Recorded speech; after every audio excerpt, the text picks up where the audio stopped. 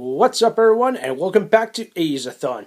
Now we're going to transition into another genre. So I covered sci-fi slash horror in my last review, so today we're kind of move into the same kind of genre, well, almost a subgenre, and that's fantasy, actually. And 80s movies actually dabbed on the whole fantasy genre, even way before, the Lord of the Rings even came along, actually.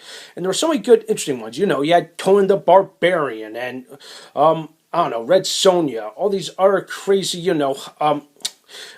fantasy flicks, actually. But there was a earlier one that came out in the very early decade, actually, that played both on fantasy and historical drama, and that's this movie, Excalibur, covering the story of King Arthur, actually. And believe it or not, this is a little bit of an underrated gem, but holy heck, I will say, is an epic, actually, of mild proportions. Even though Excalibur kind of focuses more on the fantasy, the mythology of King Arthur, rather than the historical stuff, because when it comes to the King Arthur legend, believe it or not, it's hard to split, what's real, what was mythology, actually, history from mythology, that kind of thing. So it's really hard to do. But I think John Borman kind of hit something here, actually, by taking the elements of both worlds, throwing some cool special effects, and an all-star cast.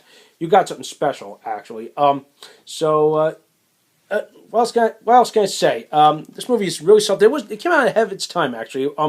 It had truly a great cast, actually. The sets were incredible, actually. All filmed, I believe they were filmed. Most of them were filmed on location in England, actually, except for a couple of places. Actually, I don't want to give too much away.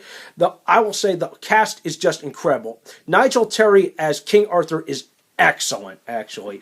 And then as for the Knights of the Round Table, I don't like to give too much details away, but you got not just him, but all these other actors have since portrayed these famous or historical knights.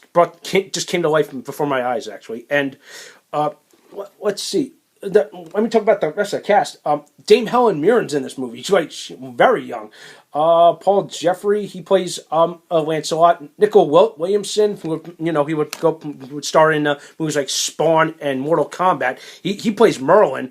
Patrick Stewart and Liam Neeson. Yes, Liam Neeson. I bet you did not know this, is actually in this movie. He plays Sir Gawain, actually. Even though his screen time is small, actually, but he makes the most of his role, actually. So yeah, I will also praise this movie because I love the music score. Like the score, even though it's like typical, Beethoven stuff, but it really blends into the genre and like makes this movie more, how would say, majestic and powerful. Actually, the visuals were pretty darn cool. Actually, even though for 1981, it was interesting but primitive in an interesting way. Actually.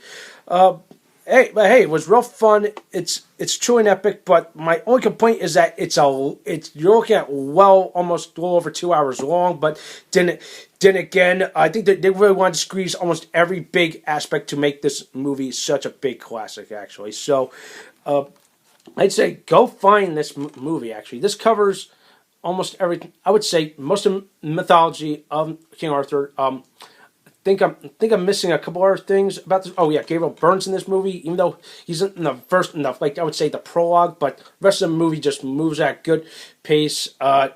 Everyone plays their part and just brings this incredible fantasy historical movie to life. Actually, you would probably enjoy this movie. Actually, I'm going to give this movie an 8 out of 10 because it's so pretty darn cool. Actually, all right, so.